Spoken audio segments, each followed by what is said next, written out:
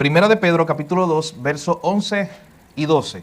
Y nuestro tema para hoy es una segunda parte. El título de hoy del sermón es el mismo de la semana pasada, Salvados para proclamar, parte 2. Y se van a dar cuenta por qué.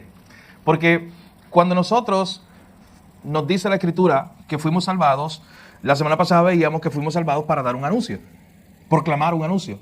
Pero hoy veremos a través de nuestro texto que esa proclamación, ese anuncio con tu boca va acompañado de una forma de vivir. Así que vamos a ver lo que dice Primera de Pedro capítulo 2, versículos 11 y 12.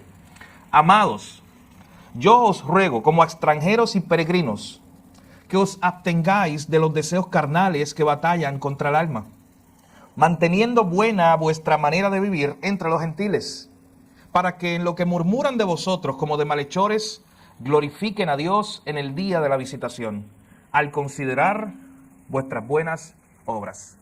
Padre, gracias te damos, Señor, en esta hora por tu infinita bondad, por tu gracia. Oh, Señor, lo que nosotros experimentamos todos los días es gracia sobre gracia. Es bendición tras bendición, es cuidado tras cuidado. Señor, no hay forma de medir cuánto tú nos amas, cuánto nos cuidas, cuánto nos das, Señor. Y hoy estamos agradecidos como iglesia una vez más. Gracias porque es un privilegio, un regalo tuyo la iglesia, la reunión de los santos, donde tú nos permites estar juntos para cantar a una sola voz alabanzas a tu nombre, para escuchar juntos tu palabra y ser edificados mutuamente, Señor, a través de tu Espíritu Santo. Hoy te pedimos que nos ayudes a entender más de tu palabra, Señor, por medio de este pasaje que vamos a estudiar. Gracias te damos, Jesús, en tu nombre te lo pedimos todo. Amén.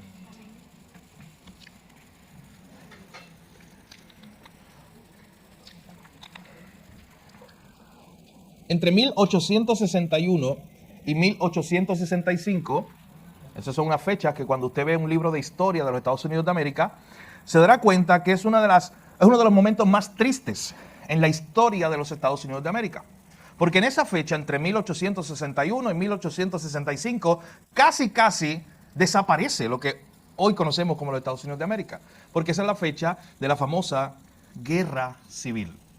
Fue una guerra que casi dividió la nación norteamericana y hoy probablemente estuviéramos hablando de dos países allí en esa región o de más países, porque diferentes estados se querían separar.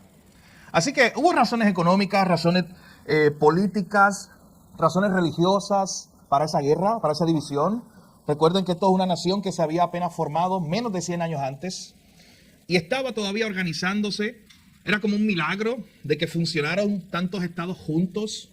Pero de momento explotó una guerra, especialmente por el tema de la esclavitud. Así que en medio de esta guerra, lo que quiero apuntar es que murieron unas 625,000 personas. Escucha bien ese dato. Ese número es mayor que cuando tú tomas todos los americanos que murieron en la Primera y la Segunda Guerra Mundial juntos. O sea, ¿qué quiero decir con esto? Que tú tomas todas las guerras, incluso, que los Estados Unidos de América ha participado. La Primera y Segunda Guerra Mundial, la Guerra del Golfo, Corea, Irak, toda la guerra hasta hoy, que los Estados Unidos de América ha participado. Y cuando tú sumas todas las personas que han muerto, los soldados, sabes que el número es casi igual, pero todavía la guerra civil de los Estados Unidos sigue siendo la batalla más sangrienta. ¿Qué quiero apuntar con esto? Es cuando estaban peleando contra ellos mismos. O sea, la batalla más sangrienta fue una batalla contra sí mismo. La batalla más difícil, más sangrienta que ha experimentado los Estados Unidos de América fue cuando estaban peleando entre ellos. Fue una guerra interna. En el pasaje que veremos en esta mañana nos daremos cuenta, mi hermano, y yo sé que ya tú estás consciente de eso, pero Pedro nos quiere recordar que tú puedes tener hoy muchas batallas allá afuera, pero hay una guerra grande librándose dentro de ti, todo el tiempo. A veces estás consciente, no estás tan consciente, pero, mi hermano, estás en guerra todo el tiempo. Hay una batalla que se está lidiando y, de hecho, Pedro utiliza en los versos que vamos a ver hoy, utiliza directamente esa palabra. Hay algo que está batallando dentro de ti. Hay algo que está batallando dentro de mí. Hay una guerra en este momento, mientras tú estás en esa silla sentado. Yo tenía un profesor allá en el seminario que decía, mira, cuando nosotros estamos dando una clase, tú tienes que darte cuenta o estar consciente de que en el foro, en los estudiantes, el grupo que esté allí escuchándote, están pasando muchas cosas dentro de ellos mientras tú estás dando la clase, la predicación.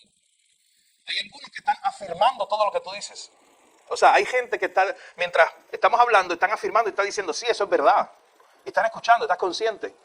Hay otros que están rechazando lo que tú dices. Hay otro oyente que está diciendo, no, yo no creo eso. O no me parece que es así. Hay otros que no saben dónde están parados. Y mientras hay un orador hablando, ellos no saben ni siquiera de qué está hablando ese orador, porque están ahí sentados, pero su mente no está aquí.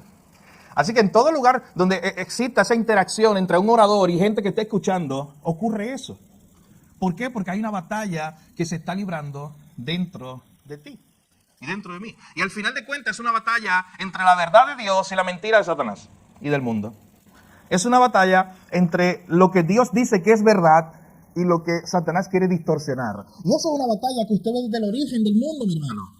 Eso es una batalla que usted ve allá en el Génesis, cuando encuentra a Dios diciendo que estas cosas son buenas y estableciendo los principios, y ve a Satanás diciendo, no, tranquilo, Eva y Adán, esto no es así. Es una batalla que constantemente ustedes luchan, y hoy hablaremos más de ella a través de nuestro texto.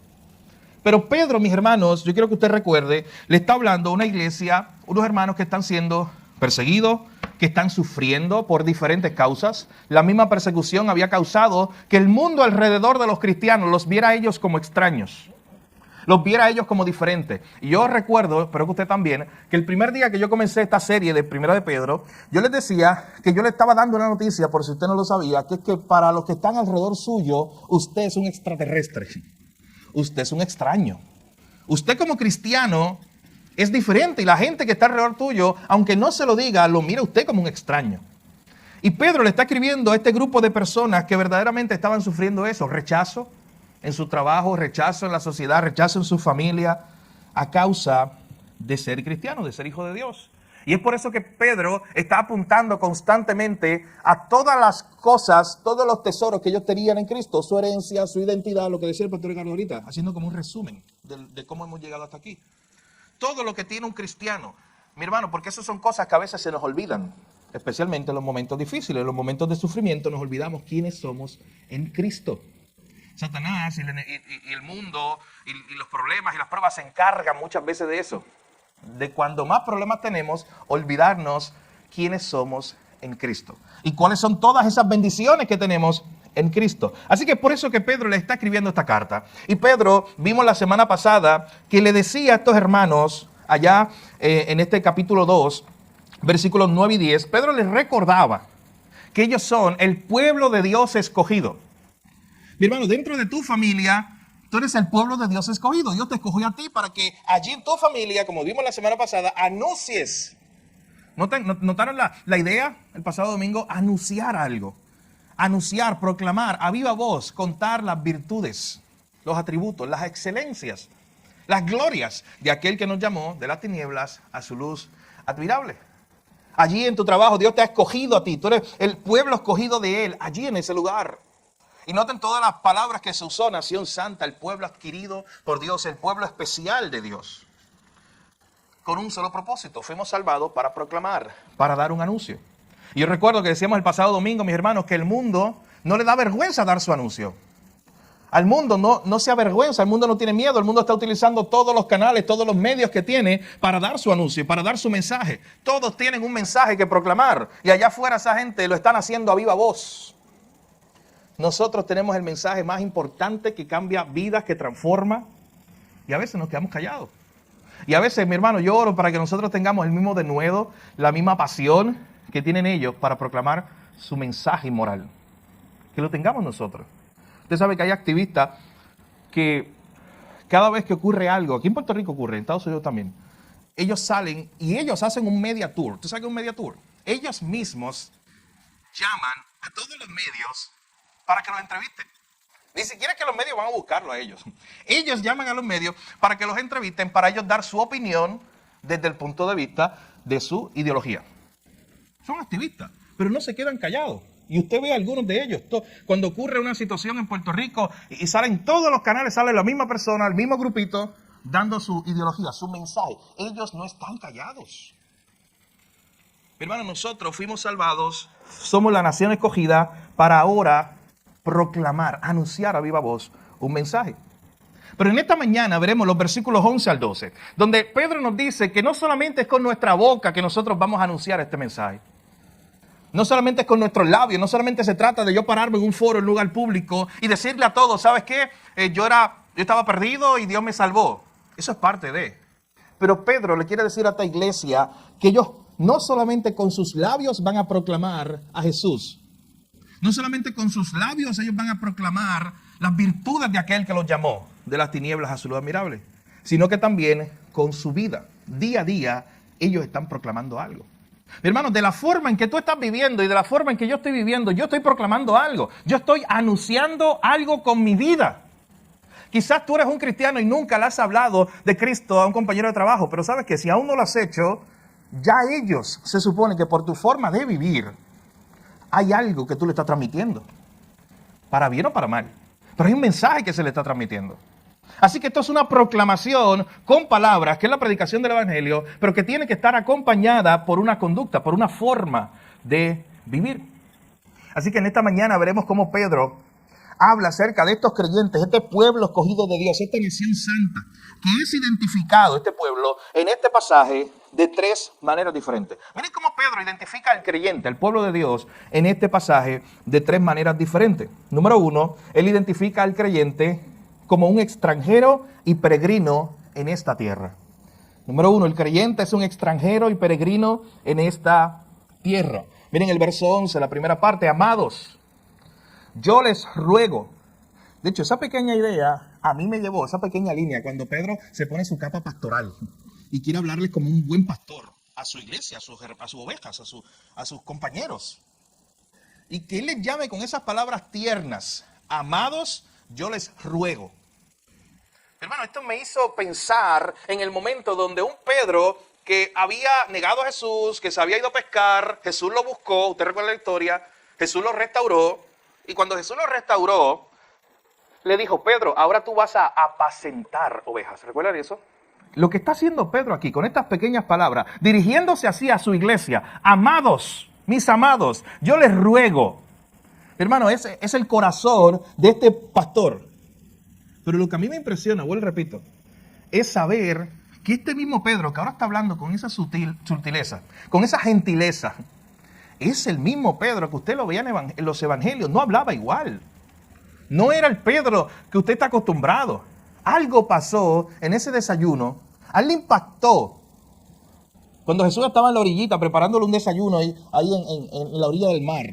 Esa conversación que tuvo Jesús con Pedro, esa restauración fue tan grande que ahora Pedro, el que había sido amado por Jesús, el que había sido transformado y el que había aprendido a pastorear, porque a él lo habían pastoreado, Jesús mismo, con mucha paciencia y con mucho amor, ahora Pedro está utilizando eso mismo que él había aprendido, ese mismo ejemplo, y ahora lo estaba haciendo con otros.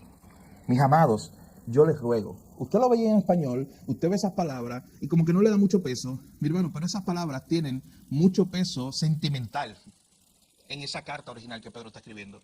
Amados, yo les estoy rogando como un pastor de ustedes que los ama y los quiere bien. Y noten lo que él les está rogando. Que no solamente proclamen el evangelio con sus labios, como lo había dicho en un verso anterior, sino que también con sus vidas comenzaran a vivirlo. Así que número uno, el creyente es un extranjero y peregrino en esta tierra. Yo les ruego como a extranjeros y peregrinos.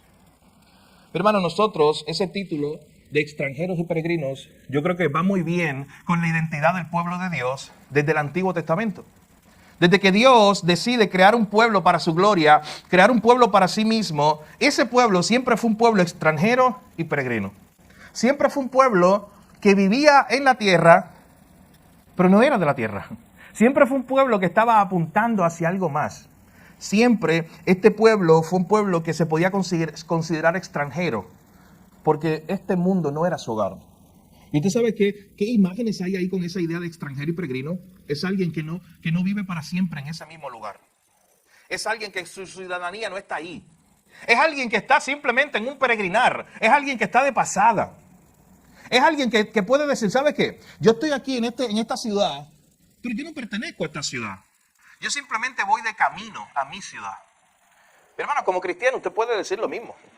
De hecho, Pedro está identificando a todo creyente. Y si tú eres un creyente en esta mañana, tú tienes este adjetivo que te describe. Tú eres un extranjero y peregrino aquí en esta tierra. Y tú puedes decir lo mismo. Pues repito, te van a mirar extraño cuando lo hagan mañana a un compañero de trabajo y le digas de momento, ¿sabes qué? Quiero hablar contigo. Yo quiero que tú sepas que yo voy de pasada. Que yo no soy un ciudadano de esta tierra. Prepárate para las miradas, los comentarios que hagan de ti. Yo quiero que tú sepas que, bueno, lo más seguro, crean que eres, como decía ahorita, un extraterrestre. Es que eres de otro mundo o algo por el estilo. Pero piensa por un momento, imagínate que tú te veas a sí mismo de esa manera. Yo voy de pasada, este no es mi hogar. Y si tú tienes la mentalidad de extranjero y peregrino, ¿sabes qué vas a hacer? Nunca vas a dedicar demasiados recursos y demasiado tiempo a las cosas de esta tierra, porque simplemente vas de pasada. Pero si tú eres una persona que tiene la mentalidad de que este es tu mundo, de que este es tu hogar, ¿sabes lo que vas a hacer? Construir un imperio aquí.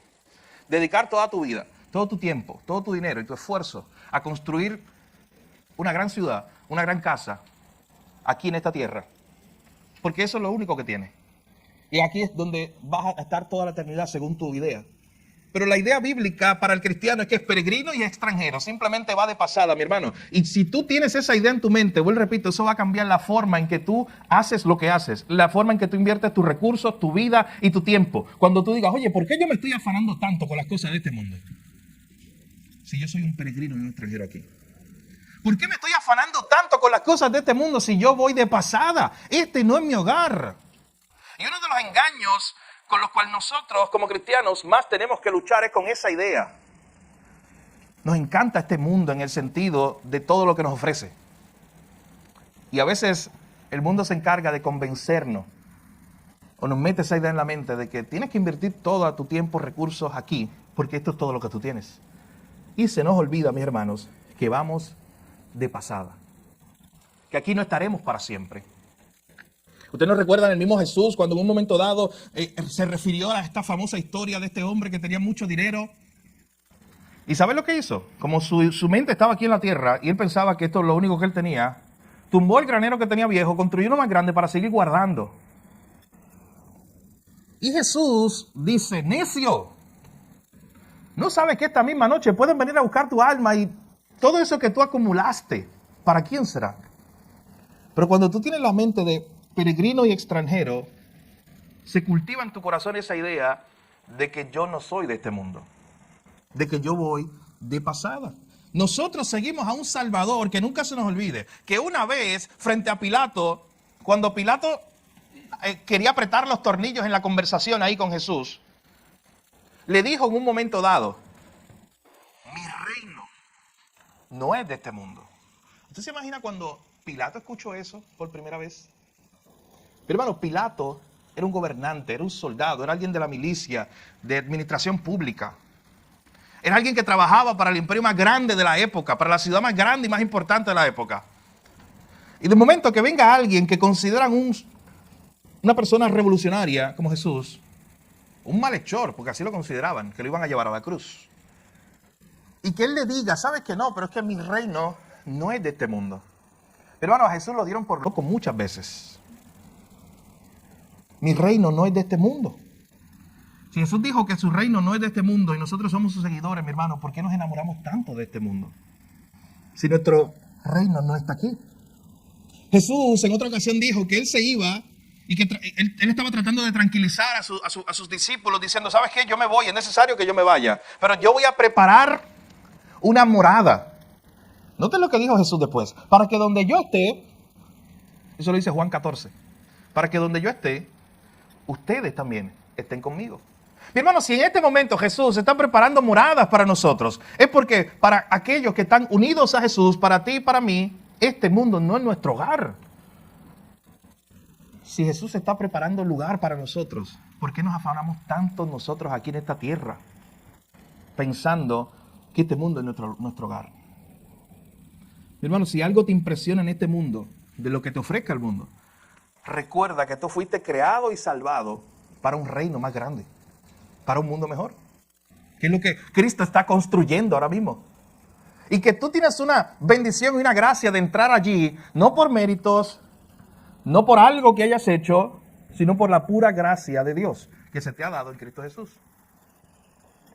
De hecho, solamente Esta verdad que te menciona el texto, que te dice que tú eres pueblo de Dios, nación santa. Todos estos títulos que se te dan, mi hermano, recuerda siempre, toda esta herencia, todo lo que hemos hablado en este momento, Pedro en ningún momento ha dicho, estos son títulos que se ganaron ustedes, estos son títulos que Dios le dio como un premio por su conducta. Todas estas bendiciones fueron privilegios, fueron regalos de gracia. Y tiene que llegar un día, si no lo has hecho hasta este momento, donde tú choques con esta realidad y un día sentado tal vez en tu casa y digo, wow, tú puedes decir, wow, yo soy parte del pueblo de Dios. Yo soy parte de lo que Dios está haciendo. Yo soy parte del reino de Dios. Eso es algo impresionante, mi hermano. Y que tú te sientas allí en tu casa un día a meditar en eso y decir, wow, y yo estoy allí. Y yo no sé cómo yo estoy allí. Y yo no sé cómo yo llegué allí. Fue un acto de pura gracia de Dios. El que Él te haya escogido, el que Él te haya hecho parte de lo que Él está haciendo en su reino. Esto no se trata, mi hermano, de que tú tenías malas notas y a lo último te esforzaste un poquito y pasaste raspa con un lado. ¿Te escuchas eso? No, porque al final no se trata ni de tu esfuerzo. ¿Sabes de qué se trata esto? Que tú estabas colgado, de que no había esperanza, de que para ti no había forma, ni aún con tus mayores esfuerzos de tú pasarle clase, o de entrar a otra esfera, o de obtener algún mérito. Ni aún con tus mayores esfuerzos. Y sin embargo, te permitieron entrada. Y sin embargo, te dijeron, sí, tú vienes conmigo. Usted ve eso aquí en la tierra y usted dice, eso es injusto. ¿No le parece? Usted se esfuerza.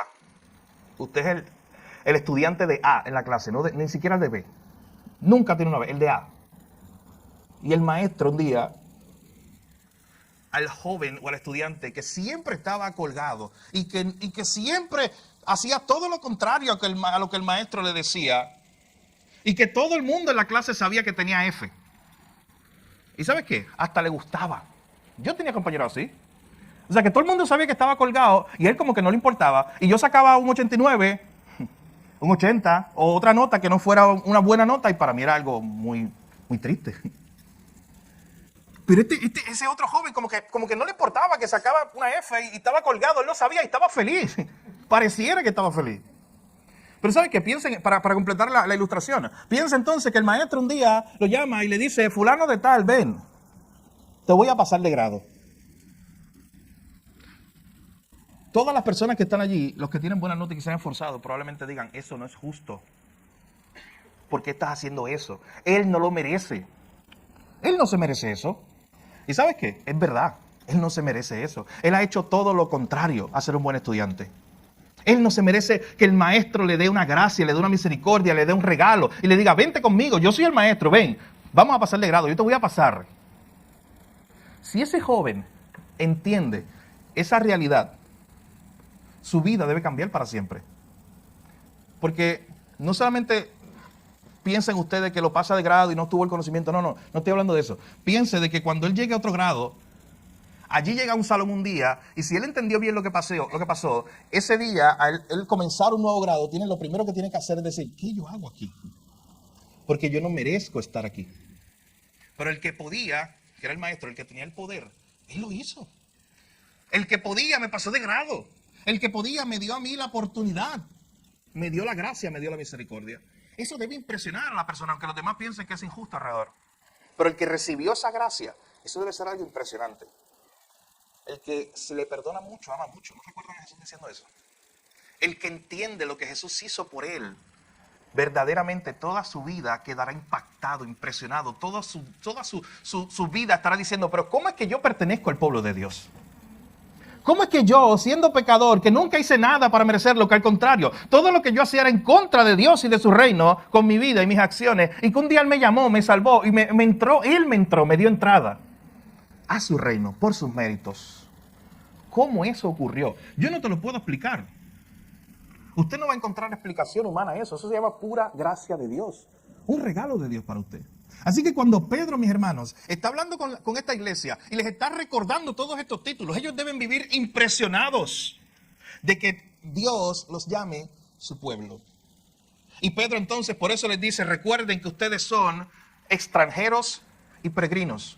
Ustedes son parte de ese pueblo que Dios escogió para sí mismo, por gracia. En segundo lugar, no solamente el creyente es mencionado aquí como un extranjero y peregrino. Miren la segunda parte del versículo 11. El creyente se aleja cada vez o cada día más del pecado. Esta es la segunda descripción que Pedro da. Es como si él estuviera describiendo qué hace un creyente, quién es un creyente. En primer lugar, el creyente es un extranjero y peregrino que sabe que este mundo no es su hogar y que él sabe que él no merecía estar en ese reino de Dios y fue puesto ahí por Dios mismo, por gracia. En segundo lugar, el creyente es alguien que lucha realmente por el pecado, en contra del pecado. El creyente es alguien que se aleja todos los días del pecado. Miren lo que dice la segunda parte de ese verso 11. Yo les estoy rogando, como extranjeros y peregrinos, para que ustedes se abstengan de los deseos carnales que batallan contra el alma. Mi hermano, la lucha de la cual la Biblia habla en contra del pecado es una lucha real, es una lucha diaria. El apóstol Pablo en muchas ocasiones se vio a sí mismo. Lea Romanos 7. Él diciendo, pero esta lucha es de verdad, esta lucha es real. Y muchas veces yo no hago lo que quiero. Me encuentro luchando contra mí mismo todos los días, contra el pecado. Y Pedro describe al creyente no como alguien que se está deleitando en el pecado. Pedro describe al verdadero creyente como alguien que está luchando contra el pecado todos los días. Y miren, esa palabra, absténganse de los deseos carnales. Esa palabra abstenerse en realidad lo que significa es mantener alejado. Hay otras traducciones que lo traducen directamente así. Es como que si el pecado está allá, yo me mantengo lo más alejado posible de eso. Esa es la idea que encierra este texto. Pero usted sabe cuál es nuestra tendencia. Acercarnos a los límites. Y miren por qué digo esto. Es como si Dios nos dijera, mira, el pecado está ahí, no te acerques. La idea de este texto es mantente lo más alejado posible. Pero la tendencia tuya y mía como seres humanos, ¿sabes cuál es? No, pero está bien, el pecado está allá. Mientras yo me acerque hasta aquí, está bien. Porque no he cruzado la línea. Usted sabe que la diferencia de una línea a otra es nada. Y es bien resbaloso cuando está ahí el borde. Y mientras la palabra de Dios nos dice, aléjate lo más que puedas. Esa palabra abstente en el original es mantente lo más lejos posible de un deseo carnal, del pecado, de algo que te va a hacer pecar contra Dios. Nuestra tendencia es acercarnos, aunque sea hasta el límite. El apóstol Pablo una y otra vez, mi hermano, hablaba de esa lucha. Y todas las palabras que él usa de esa lucha del pecado contra el cristiano son palabras que se describían para utilizar las batallas en los juegos, que eran batallas reales, que eran batallas en ocasiones, usted sabe lo que pasaba en los coliseos romanos, a muerte. No era una batalla donde uno de los dos sobrevivía. Había un puritano antiguo que decía, mata el pecado o el pecado te mata a ti. Pero no va a llegar un momento donde los dos ganan o quedan empate. No, esto es una lucha. La lucha que se describe en contra del pecado es literalmente esa. Mata el pecado te mata a ti. Es una lucha constante en contra del pecado. Absténganse, aléjense, manténganse lo más lejos posible del pecado. Oye, pregúntale a Eva y a Adán. ¿Usted no recuerda lo que ocurre en el Edén? ¿Usted se imagina el Edén? A veces nosotros pensamos en el Edén, era este jardincito allí pequeño en esa esquina. Y habían 2 o 3 árboles allí. Y Dios le dijo, mira, pues no comas de este, pero de estos 2 puedes comer. Pero hermano, esa no es la realidad del Edén. El concepto del Edén es lo que Dios había creado. Había plantado un jardín. Árboles y árboles y árboles y plantas. Bueno, todo lo que Dios creó. Y Dios le dice, puedes comer de todo. De todo, Adán y Eva. Todo lo que tú quieras, Adán y Eva. Menos este. ¿Y sabes qué? Un día Eva se acercó ¿a cuál? Al único que no podía comer. Podían haber 1 millón de árboles allí. Escuche bien. Podían haber miles de árboles, probablemente los había. Diferentes tipos de árboles. Jugosos, muy buenos frutos. Y Eva se acercó un día al que no debía. Y allí cayó en la tentación. Porque cerca de allí, la serpiente comenzó a tentarla. Oye, ¿tú no has mirado este fruto? De hecho, el texto lo que dice es que ella miró y codició. Y la serpiente comenzó esta interacción. ¿Por qué no comes, Eva? Pero no tenés esta idea, no se han puesto a pensar que ¿por qué Eva en primer lugar estaba por allí? Si el jardín era el jardín del Edén, era grande. Ella podía estar buscando aguacate o mango. Ella podía estar en cualquier otro árbol. Ella podía estar en cualquier otro lugar. Pero jugó con eso. Se acercó al lugar donde Dios le había dicho que no se acercara. Y resbaló. que vos repito, esa línea divisoria, cuando tú te empiezas a acercar a donde Dios te dijo que no te acercara, es bien resbalosa. Y sabes qué, a veces tú y yo queremos hacernos fuerte y creer que podemos acercarnos al pecado y nunca vamos a caer en el pecado, pensamos nosotros. Y sabes qué, es en la orillita donde resbalamos más fácil y terminamos allí. Pero hermano, el que crea que está fuerte, mire que no caiga, dice la misma Biblia.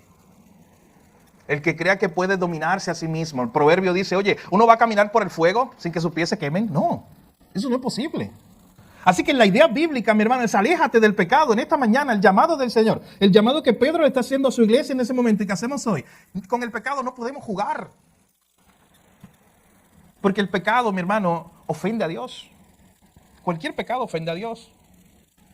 El pecado nos aleja de Dios.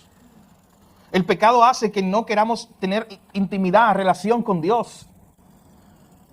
¿No se ha dado cuenta que cuando usted ha pecado, qué difícil es esa interacción como humanos, desde la perspectiva nuestra, de acercarnos a Dios? Gracias a Dios por su gracia infinita y misericordia, de que cuando Él nos salva verdaderamente, Él mismo pone su Espíritu Santo en nosotros que nos va a redarguir y nos va a hacer que nos arrepintamos realmente y podamos ir a Él otra vez recordando que aunque nosotros le hayamos fallado y hayamos sido infieles, Él permanece ahí. Esa es la pura misericordia de Dios. Pero mi hermano, el llamado del creyente es a luchar contra el pecado. Lea la carta de Romanos, especialmente el capítulo 6. En el capítulo 6 de Romanos, el apóstol Pablo habla de eso, de esa lucha constante. Él le llama mortificar el pecado. ¿Usted sabe qué es mortificar? Matar de hambre, es matarlo. En no proveerle espacio al pecado. Y Pedro está diciendo lo mismo, abstente, mantente lejos de estos deseos carnales. ¿Y por qué tienen que mantenerte lejos? Miren, el problema es que esos deseos carnales batallan contra el alma. Es una batalla, como decíamos en la introducción, que es interna. Y tenemos la evidencia histórica que la guerra más sangrienta de los Estados Unidos fue una batalla interna. Esas batallas son bien dolorosas y ocurren todos los días. Esa batalla de pensamientos, esa batalla de deseos carnales que están ahí, que quieren ser alimentados, literalmente. Que quieren ser sacados a la luz. Y mientras vivamos en esta carne, en este mundo, mi hermano, todos los días vamos a luchar contra ellos. ¿Sabes qué? Romanos 6 dice que ya el pecado no reina en nosotros, pero todavía peleamos con él. Porque imagínense esta imagen, un autor un día lo describió así. Antes de venir a Cristo, el pecado era el rey, ahí en tu corazón. Era el que reinaba. Y el pecado reinaba y todos los deseos carnales estaban revueltos allí. Ellos mandaban en mi corazón y en mi mente. Pero Cristo me salva un día. Él destrona al pecado. Y Él se vuelve el rey de mi vida. Pero ¿sabes qué? Mientras estemos en esta carne, esos deseos carnales, ese pecado, ¿sabes que está por ahí todavía? Luchando como una guerrilla. Batallando contra ese rey que está ahí, tratando de sacarlo de su trono. De hecho, nunca podrá. Pero trata. Para que mi lealtad no sea ese rey y mi lealtad sea el pecado. Así que es una lucha constante y por eso Pedro dice, abstente, aléjate de esos deseos carnales que batallan contra el alma. Esa batalla, mi hermano, es interna, se da en el alma. Antes de que usted cometa un pecado físico, externo, siempre comienza en su alma, en su mente, siempre comienza dentro de usted. ¿Y sabes qué? Esos deseos carnales prometen mucho, pero no dan nada. Usted lo ha experimentado. Ninguno de esos deseos tiene la capacidad de satisfacernos. Hubo un autor, C.S. Lewis, uno de los apologistas más importantes del siglo XX y uno de los autores de literatura más importantes como cristiano que hemos tenido en los últimos años. Él escribió en alguna ocasión lo siguiente, escuche bien. Si yo encuentro en mí mismo un deseo que nada de este mundo puede satisfacer, la explicación más probable es que yo fui hecho para otro mundo. Escuche bien, esto tiene que ver mucho con lo que estamos hablando en nuestro sermón de hoy. Si yo encuentro en mí un deseo que nada en este mundo puede satisfacer, la explicación más probable es que yo fui hecho para otro mundo. Si ninguno de mis placeres terrenales lo satisface, eso no demuestra que el mundo es un fraude. Probablemente los placeres terrenales nunca estuvieron destinados a satisfacer, sino solo a sugerir que hay algo más grande. Así que al final de cuentas, C.S. Lewis está diciendo, sabes que ninguno de esos deseos carnales que tú tengas y que yo tenga, ninguno nos va a satisfacer.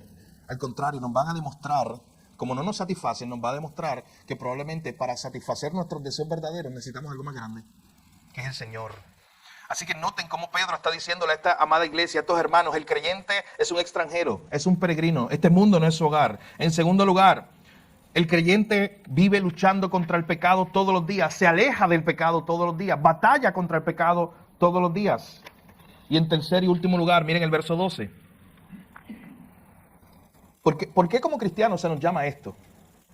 ¿Por qué se nos llama en el versículo 11 a vivir como extranjeros y peregrinos, a abstenernos, a alejarnos de los deseos carnales que batallan contra el alma? Miren nuestro último punto en el versículo 12. El creyente vive su vida apuntando al Señor. El creyente vive su vida señalando, apuntando a otro. Dice el versículo 12, manteniendo buena vuestra manera de vivir entre los gentiles, para que en lo que murmuran de vosotros como de malhechores, glorifiquen a Dios en el día de la visitación al considerar vuestras buenas obras. Mis hermanos, Pedro le está diciendo a la iglesia que no solamente debemos abstenernos, alejarnos del pecado todo el tiempo, sino que debemos aprender a mantener una vida que glorifica al Señor, que apunte constantemente al Señor. De hecho, noten esa palabra, manteniendo. La idea que aparece ahí es algo constante, no es algo de un día. No es que hoy yo, delante de mis amigos, doy testimonio de que soy cristiano y mañana no. No es que hoy yo voy afuera allí a mi familia, a una reunión familiar y doy testimonio de que yo soy cristiano, pero mañana cambian las cosas. No, esto es algo que se mantiene. El buen testimonio, mi hermano, es algo que perdura. Ser íntegro no es un acto de un día. De hecho, no se dice, mira, yo hice un acto íntegro. No, yo soy íntegro o no soy íntegro. Ser íntegro no es un acto de un día, es una vida constante. Así que cuando Pedro está diciendo, ustedes tienen que mantener una buena manera de vivir delante del mundo, delante de los gentiles. Noten qué interesante, yo no sé si ustedes ven la conexión, parecería que es una contradicción, pero no lo es. En el verso 11 él dice que somos extranjeros y peregrinos, o sea, no somos de este mundo. Pero en el verso 12 él nos recuerda, oye, pero por ahora estamos viviendo ¿dónde? En este mundo. Estamos viviendo entre los gentiles, o sea, no somos de este mundo, pero todavía vivimos aquí. Y mientras vivimos aquí, tenemos que abstenernos del pecado, luchar contra el pecado y tenemos que vivir vidas manteniendo una buena conducta delante de un mundo que nos está mirando. Pero hermano, nunca dude de eso. El compañero no cristiano que usted tiene en el trabajo lo está mirando. Su familiar no cristiano lo está mirando. Está mirando sus acciones, está mirando su forma de vivir. Sus amigos que no son cristianos los está mirando, el mundo está mirando porque nosotros vivimos entre ellos. Nosotros no somos una secta de estas que se han separado y se fueron a vivir a una cueva o a un monte. Nosotros todavía vivimos aquí. Todos los días usted interactúa con no creyentes y esos no creyentes lo están mirando, cómo usted vive. Y aquí Pedro está diciendo, oye, que cuando ellos te miren, tú mantén una buena manera de vivir, una vida virtuosa, una vida que apunte al Señor. ¿Sabes por qué? Porque el mundo no solamente nos está mirando todo el tiempo, el mundo está haciendo juicio sobre nosotros. O sea, dice el versículo 12 que para ellos nosotros somos malhechores. Noten, ellos nos ven de forma despectiva. Ellos murmuran contra nosotros todo el tiempo, porque no caminamos como ellos, porque no somos como ellos, porque no hablamos, no vestimos como ellos.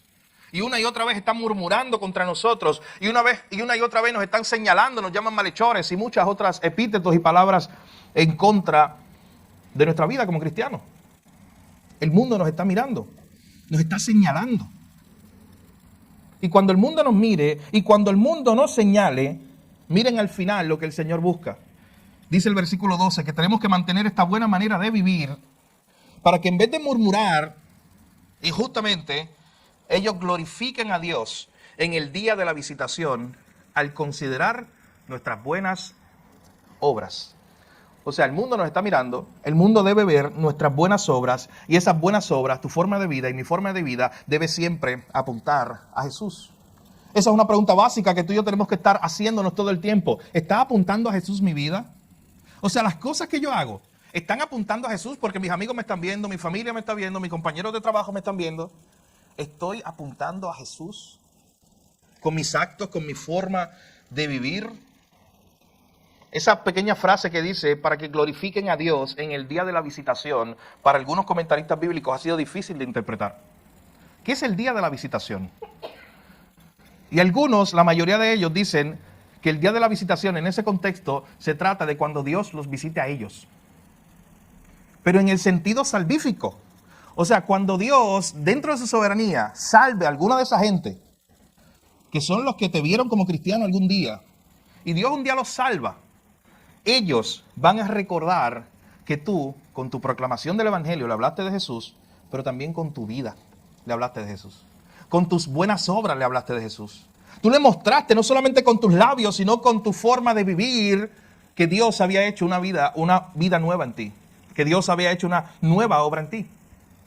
Hermano, cuando yo leía este verso y lo meditaba durante la semana, a mí me llegaba a la mente un pasaje que yo no sé si alguno de ustedes ya lo conectó, porque Pedro prácticamente está citando a Jesús. Porque Jesús en un momento dado, allá en la bienaventuranza, dijo algo muy parecido. Se los voy a resumir aquí para ver si hacen la conexión. Pedro está diciendo, mantengan una buena manera de vivir delante de los hombres para que a través de su forma de vida ellos glorifiquen a Dios. Jesús había dicho en Mateo capítulo 5, versículos 14 al 16, vosotros sois la luz del mundo. Una ciudad que está sentada sobre un monte no se puede esconder, ni se enciende una luz y se pone debajo de un almud, sino que se pone sobre el candelero y alumbra a todos los que están en casa. Y escuchen lo que dice después. Así alumbre vuestra luz delante de los hombres, para que vean vuestras buenas obras y glorifiquen a vuestro Padre que está en los cielos. Pedro está citando a Jesús esa última frase. Que el mundo vea nuestras buenas obras y glorifiquen a Jesús. Mi hermano, ¿tu vida ha traído gloria a Dios de esa manera?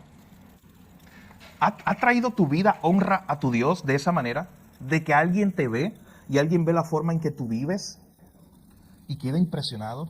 Y claro, la gloria no te la llevas tú por cómo vives, sino que esa persona puede apuntar y puede decir, ¿sabes qué? Esa persona vive así y tiene este tipo de conducta y hace estas buenas obras, pero no por él o por ella, es por su Dios. ¿Ha honrado tu vida a Dios de esa manera? Yo quiero terminar con un ejemplo de uno que muchos primero lo veían y lo veían con odio, y luego dice la misma Biblia que glorificaban a Dios a través de su vida, y es el apóstol Pablo. El apóstol Pablo, usted sabe quién era, Saulo, el perseguidor. Cuando el Señor se lo encuentra en el camino, lo salva, dice el texto que él empezó a predicar en algunas regiones, y que no lo conocían. Hay gente que le tenía miedo todavía, pensando que Pablo era un espía, o pensando que Pablo simplemente eso era una traba, un engaño, esa conversión. Pero Pablo nunca se cansaba de dar su testimonio. Y cuando él empieza a escribir la carta de Gálatas, él habla en Gálatas capítulo 1, versículos 22 al 24, y escuche lo que dice. Lo voy a leer en la Nueva Traducción Viviente. Y aún así, las iglesias en Cristo que están en Judea todavía no me conocían personalmente. Todo lo que sabían de mí era con lo que la gente decía, este es Pablo, el que antes nos perseguía y ahora predica la misma fe que él trataba de destruir. Y el verso 24 de Gálatas 1 dice, y alababan a Dios por causa de mí. ¿Esto es lo que está diciendo? Las personas que estaban alrededor alababan a Dios por lo que Dios había hecho en mí. ¿Es eso una realidad en tu vida hoy? Personas alrededor tuyo pueden mirar lo que Dios ha hecho en tu vida y darle gloria a Dios. La forma en que tú estás viviendo y tu conducta está reflejando a Dios, está apuntando a Dios todo el tiempo. Pero hermano, tu vida siempre está apuntando hacia algo. Decíamos el pasado domingo que todos tenemos un mensaje que con nuestros labios estamos anunciando. Todo el tiempo, consciente o inconscientemente. Pero hoy hemos visto que la manera en la cual yo vivo también hace un anuncio. La manera con la cual yo me desempeño todos los días, mi conducta, mis buenas obras, mi forma de vivir, con eso yo estoy enviando un mensaje. La pregunta es, ¿está tu vida apuntando a Jesús? ¿Estás apuntando a Jesús, a otras personas, con la forma en que estás viviendo entre los tuyos?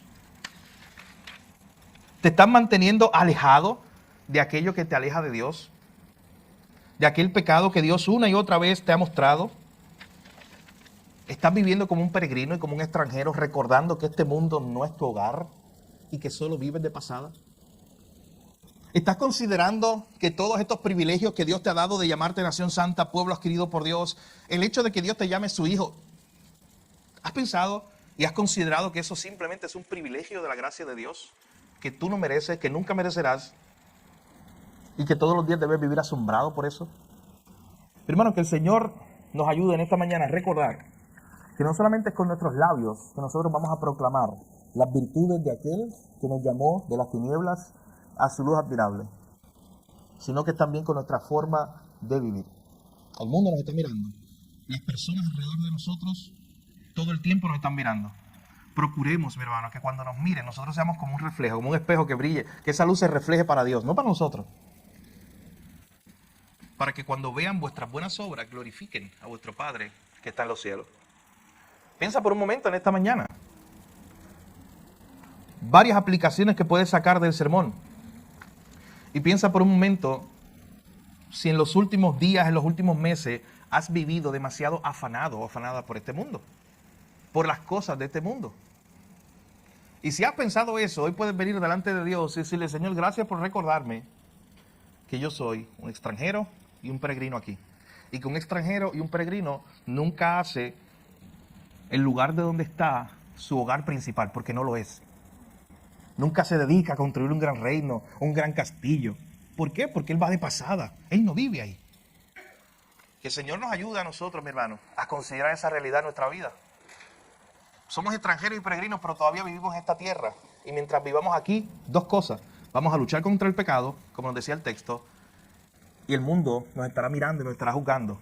Y por eso debemos vivir de cierta manera que glorifica a nuestro Padre que está en los cielos. Que el Señor nos ayude, mi hermano, a vivir a la luz de su palabra, según lo que hemos escuchado hoy. Vamos a orar. Padre, gracias, Señor, por tu palabra. Gracias, Señor, por hoy habernos recordado nuestra identidad. A través de esta carta del apóstol Pedro a estos hermanos, una y otra vez, Señor, les recuerda la identidad que ellos tienen en ti. Les recuerdas que un día ellos no eran pueblo, pero tú los hiciste pueblo. Que un día ellos no eran parte de esa nación santa, de ese reino de Dios, pero tú los hiciste parte. Que un día no tenían una herencia, no tenían todos estos privilegios, no podían ser llamados hijos de Dios. Pero tú así lo quisiste, Señor. Yo te pido que a nosotros no se nos olvide esa identidad, Señor. Hoy te pedimos perdón en primer lugar porque probablemente, Señor, muchos de nosotros hemos luchado con varias cosas de lo que nos enseña este texto en esta mañana. En primer lugar, es probablemente que alguno de nosotros esté luchando con esa idea de que este mundo es nuestro hogar. Y es probable que algunos de nosotros hoy estemos dedicando mucho tiempo, recursos, dinero, aquí en las cosas de este mundo. Hoy te pido que nos ayudes a recordar que somos extranjeros y peregrinos. Hoy te pido que nos ayudes a recordar, Señor, que nosotros vamos de pasada, que este mundo no es nuestro hogar. Perdónanos porque muchas veces nos hemos enamorado demasiado de este mundo y las cosas que se nos ofrecen. Cuando nuestra mirada debe estar puesta en las cosas de arriba, donde está Cristo, donde está preparando moradas para nosotros. Señor, al final estaremos contigo por la eternidad, no aquí en este mundo con lo que hayamos construido con nuestras propias manos.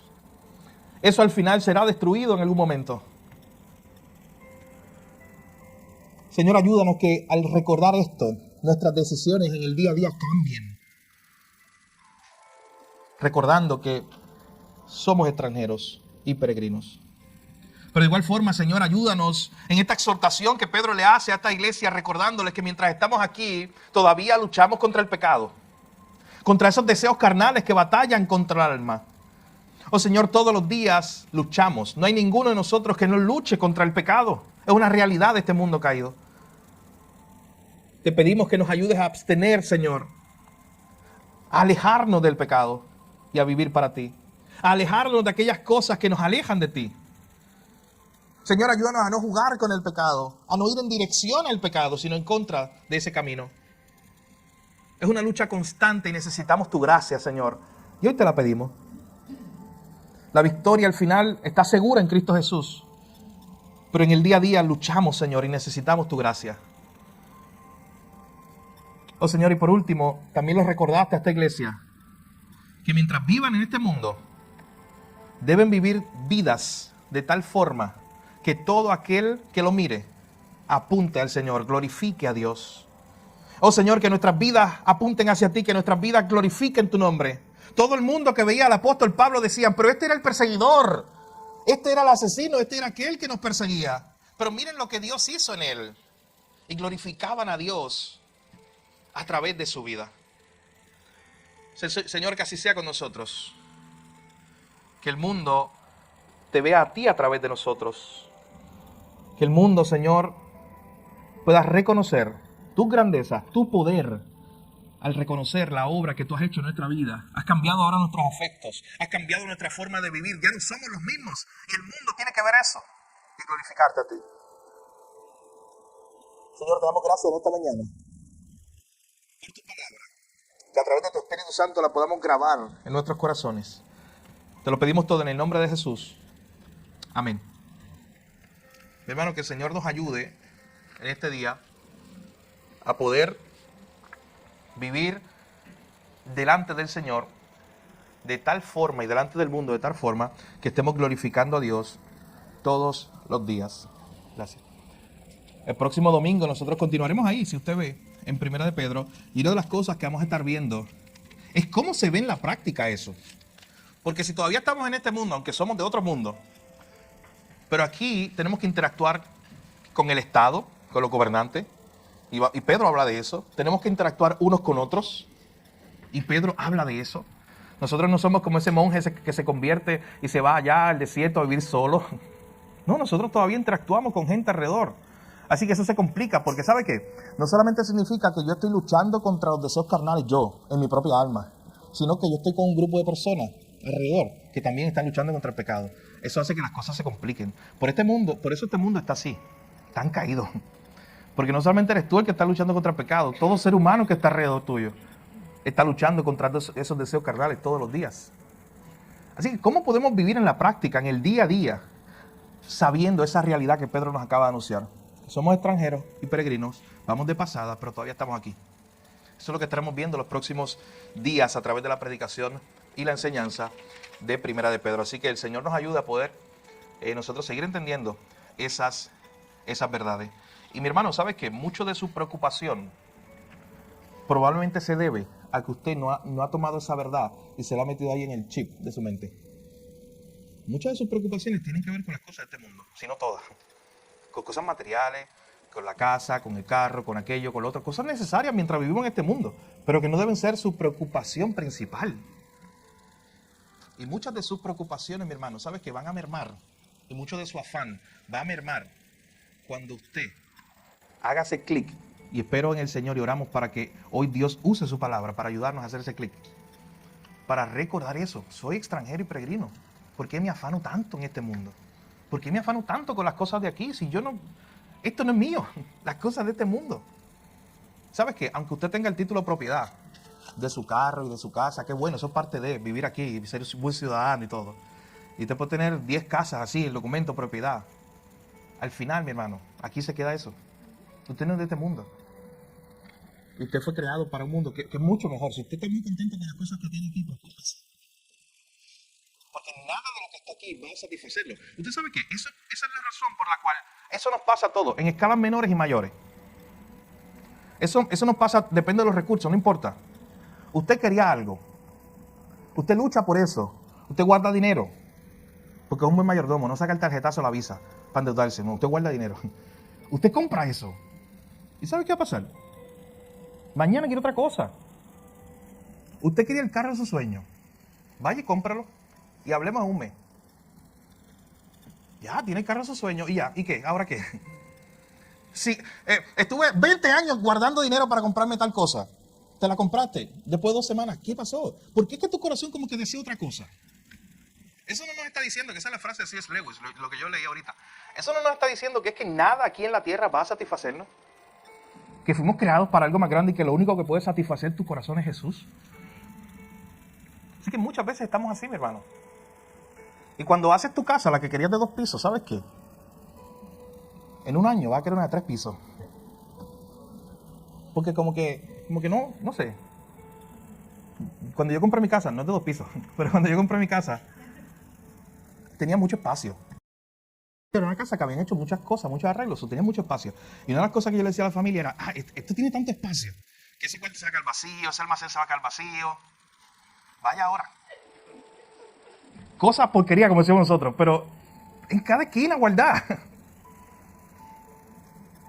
había un cuarto que era uno de los más grandes y dije, esta es mi biblioteca, aquí va. Y ahí la puse. Se llenó. Oren por mí que estoy tratando de convencer a mi esposa de hacer algo más grande. Pero así somos con todo, mi hermano. Con todo.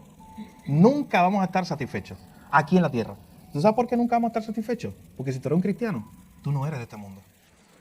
Por eso tu satisfacción siempre solamente estará en Dios. Así que recordemos eso esta mañana. Somos extranjeros y peregrinos y por eso nada en esta tierra me va a satisfacer. Que el Señor nos ayude, mi hermano, a que esa verdad se haga real en nuestras vidas.